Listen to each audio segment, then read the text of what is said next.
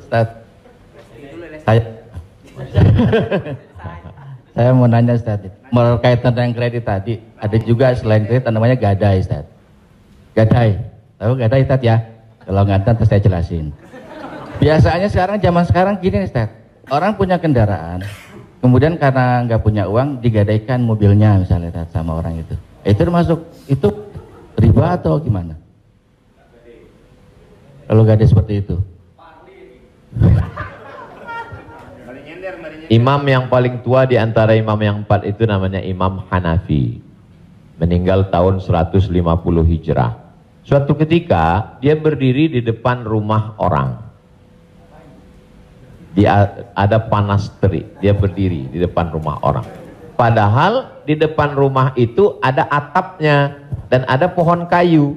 Lalu orang bertanya kepada Imam Hanafi, Imam Hanafi, kenapa kamu tidak mau berlindung di bawah atap yang punya rumah itu? Dan kenapa kamu tidak mau berlindung di bawah pohon kayu? Kan lebih baik berlindung daripada kena panas. Apa kata dia? Saya meminjamkan uang pada orang ini dengan sistem gadai, maka saya tidak mau mengambil keuntungan dari dia. Ayyuma lahmin kullu qardin jarra naf'an fahuwa riba. Setiap gadai pinjaman kalau kita ambil manfaat maka itu berarti riba. Tidak mau bernaung di bawah atap rumahnya karena itu dianggap sebagai manfaat. Jadi manfaat tidak hanya sebagai uang tapi juga manfaat sampai sekecil itu dia menjaga dirinya. Jadi gadai dalam Islam hukumnya boleh tapi jangan ambil manfaat dari gadai. Yang terjadi sekarang adalah orang mengambil manfaat dari gadai. Saya punya uang. Lalu kemudian ada orang mau pinjam uang. Saya tidak percaya dengan dia. Ustadz pinjam uang 100 juta. Saya nggak percaya. Kalau Ustadz nggak percaya, ini sawah saya 1 hektar. Ketika dia kasih sawahnya ke saya, maka sawah itu cukup sebagai jaminan. Tapi yang dilakukan orang sekarang adalah sawah itu dia tanam padi, dia ambil hasilnya. Hasilnya itu riba. Maka sekarang orang kaya makin kaya, yang miskin makin miskin. Bagaimana dia mau bisa menebus uangnya? Orang sawah dia dipakai terus dan uangnya diambil. Maka yang punya uang makin kaya, yang minjam makin miskin.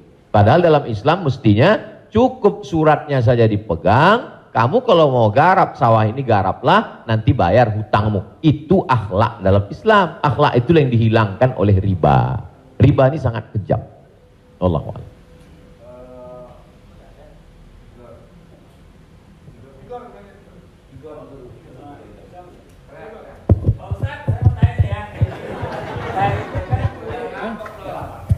Pak Ustadz, Assalamualaikum. Assalamualaikum warahmatullahi wabarakatuh Pak Ustadz. Saya ini pernah Islam, balik ke Kristen, balik lagi ke Islam lagi. Itu gimana itu ceritanya Pak Ustadz? Innalladzina amanu, beriman, summa kafaru, murtad, summa amanu, kemudian beriman, summa kafaru, murtad, summa zdadu kufran, maka barulah tidak diterima. Jadi kalau Islam setelah itu dia murtad, balik lagi ke Islam, maka dia diterima. Amanu, summa kafaru, summa amanu, summa kafaru, summa zdadu kufran. Nah, ini baru tidak diterima. Nah, sebab itu mudah-mudahan Bang Tigor istiqomah dalam iman dan Islam.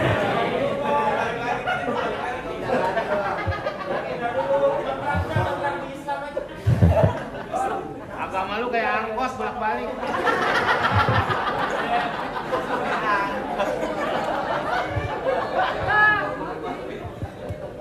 Tapi saya sudah tetap sekarang. Amin. Ya Allah. Saya udah umroh, Ustaz. Jadi Ya Allah.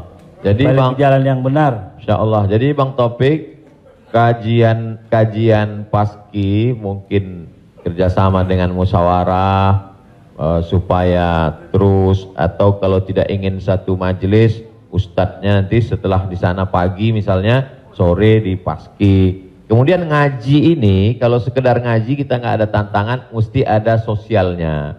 Misalnya ngumpulin beras. Jadi saya sendiri Tidak hanya sekedar ngaji, saya khususkan hari Jumat kedua setiap bulan, saya di Pekanbaru, hari Jumat khutbah Jumat, habis itu bagi beras ke masyarakat pelosok yang sulit. Lalu siapa yang menjadi relawannya? Yaitu relawan-relawan biker subuhan, mantan petato, kemudian hijrah,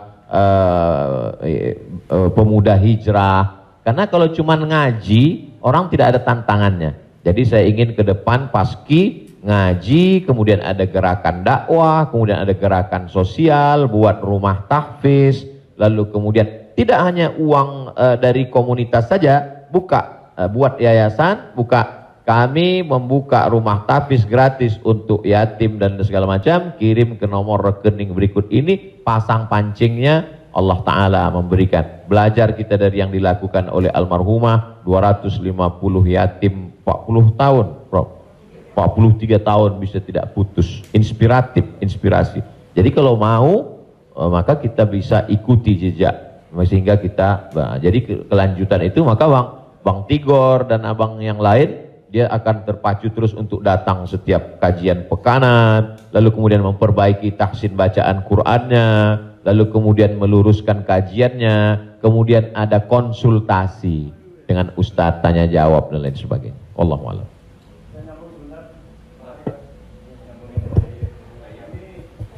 Apakah ada warisan? Karena kalau kita dengar dalam satu, kalau kita melayat, sering orang bilang kalau almarhum atau almarhumah punya utang piutang berhubungan dengan keluarga, sedangkan kita nggak tahu bahwa itu adalah riba. Apakah termasuk warisan itu? Dosanya. Terima kasih. Tidak boleh harta warisan dibagi sebelum dilakukan dua hal. Yang pertama, mim ba'di wasiyatin, keluarkan wasiat. Wasiat hanya sepertiga total harta. Jadi kalau dalam surat wasiatnya, aku wasiatkan ruko ini untuk sekolah tahfiz. Total harga ruko 1 miliar. Sedangkan harta dia cuma 2 miliar. Maka yang jatuh menjadi wasiat hanya 666 juta. Sedangkan sisanya dibagi kepada ahli waris. Pertama, keluarkan wasiat, sepertiga paling banyak. Setelah keluar wasiat, mim ba'di wasiyatin yusabiha au dain. Dain, bayarkan hutangnya. Jadi kalau ada orang meninggal, hutangnya dibayarkan dari harta warisan. Jadi kalau harta warisan habis, apakah anak wajib membayarkan hutang bapaknya? Tidak. Anak hanya wajib membayarkan hutang almarhum dari harta yang dia tinggalkan. Adapun kalau si anak mau berbakti kepada orang tuanya, dia bayarkan, baik, tapi dia tidak punya kewajiban, dia bayarkan dari harta dirinya sendiri. Jadi makanya kadang kita baca, jangan beli ruko ini bermasalah. Di mana letak masalahnya? Karena ruko itu dibagi sebelum hutang dibayar. Muncul masalah. Sebetulnya ruko itu bukan milik anak-anaknya, tapi milik piutang, milik orang yang dulu pernah dipinjam uangnya. Dua keluarkan, baru bagi harta warisan. Allahu a'lam.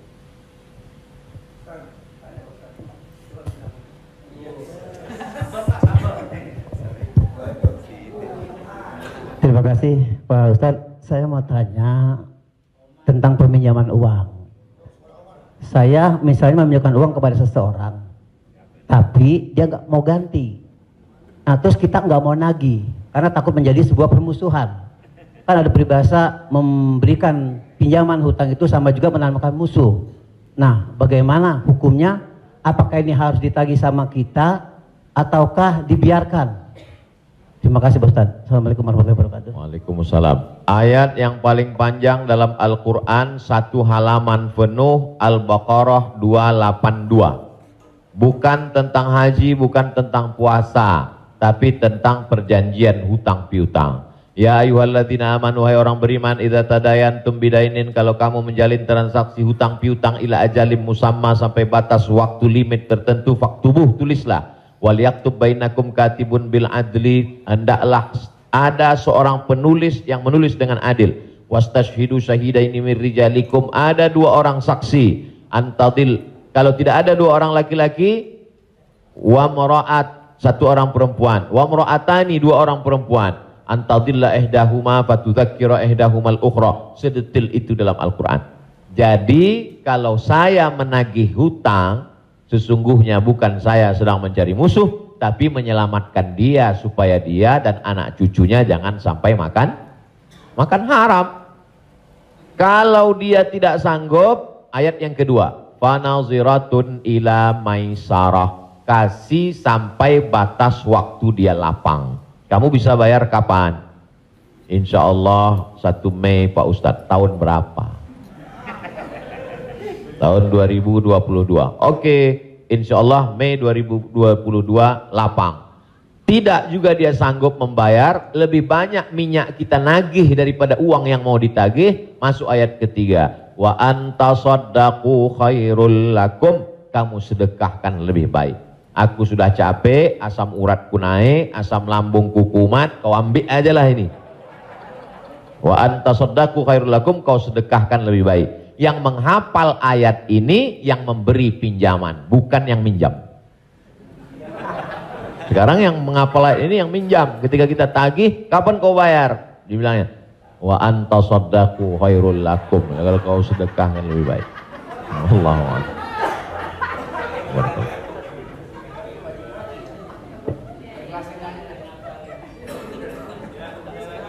Ada yang nanya lagi? Ada yang nanya lagi ya?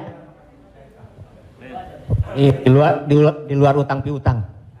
Saya mau tanya ini Pak Ustadz, kan kalau ada teman yang ulang tahun, kita suka bilang selamat ulang tahun, kita doakan semoga panjang umur. Sementara yang namanya ajal tidak bisa meleset 1 detik, tidak boleh kurang dari 1 detik, tidak boleh lebih dari 1 detik. Lalu bagaimana kita percuma kita berdoa seperti itu dong Ustadz? Iya kan? Ya itu, enggak ya? Terima kasih Ustadz. Man ahabba ayyubsatalahu fi rizqihi, siapa yang mau dilapangkan rezekinya, wa yunsa'alahu fi atharihi, mau dipanjangkan umurnya, falyasil rahimahu, hendaklah dia menyambung tali silaturahim.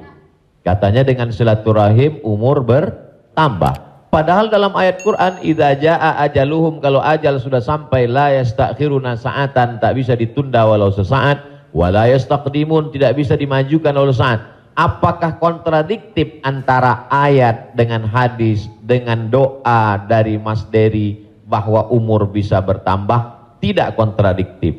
Lalu yang kontradiktif itu apa? Pemahaman kita. Dijawab oleh Syekh Muhammad Mutawalli Asy'arawi, ulama besar dari Al-Azhar Kairo Mesir. Nama kitabnya Fatawa Al-Kubra, fatwa-fatwa besar, bahwa umur tidak ditambah, tapi doa panjang umur dan bersilaturahim panjang umur itu maksudnya kualitas umurnya bertambah. Ada orang yang umurnya 40 tahun tapi hafal Quran, berzikir, diisi dengan wakaf, infak, sedekah. Ada 40 rumah warung jatuh mati. Jadi yang dimaksud kita doakan, semoga Mas Dery dan semua paski kita semua panjang umur. Maksudnya umurnya berkualitas, berisi. Itu. Wallahu a'lam. Boleh? Ya. Boleh? Ya.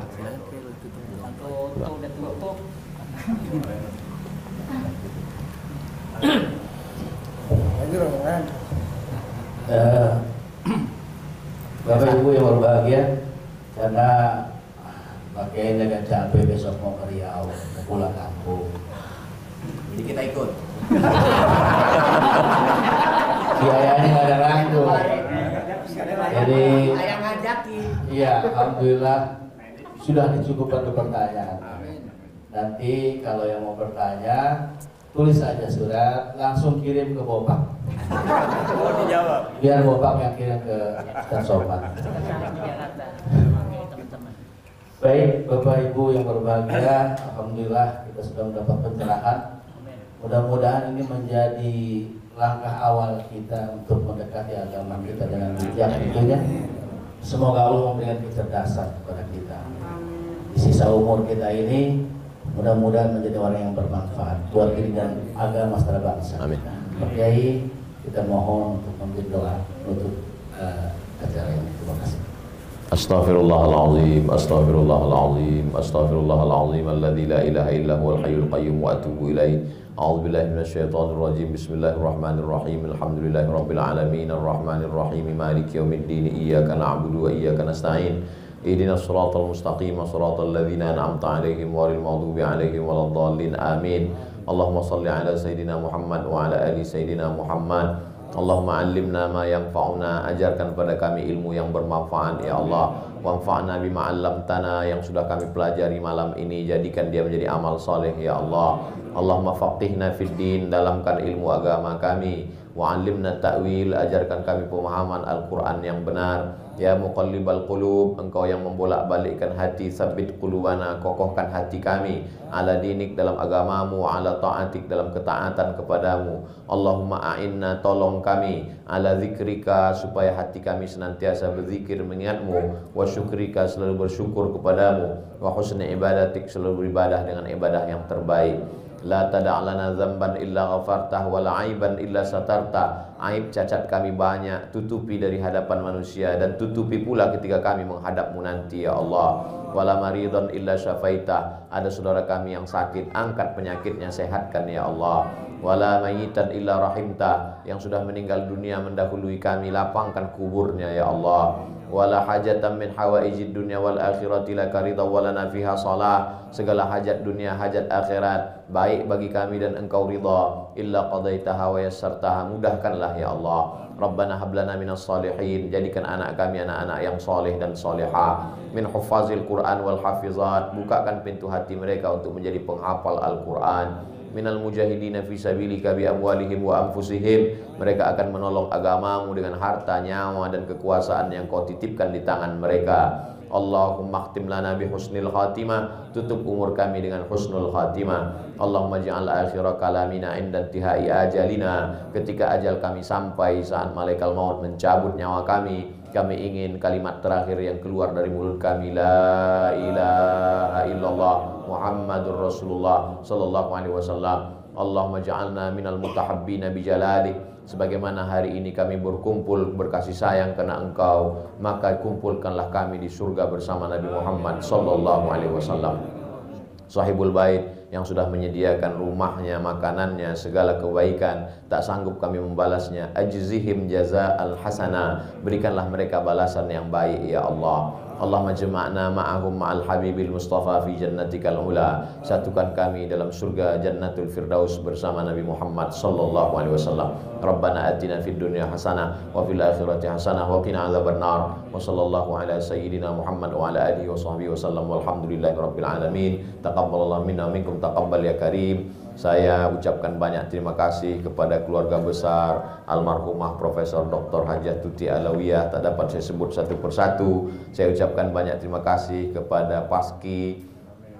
Malam ini amat sangat berbahagia, senang bisa saya bertemu dengan orang-orang yang selama ini saya senangi hiburannya, candanya, gurauannya. Mudah-mudahan Allah panjangkan umur mereka insyaallah. Jazakumullah khairal jaza. Wassalamualaikum warahmatullahi wabarakatuh. Waalaikumsalam warahmatullahi wabarakatuh.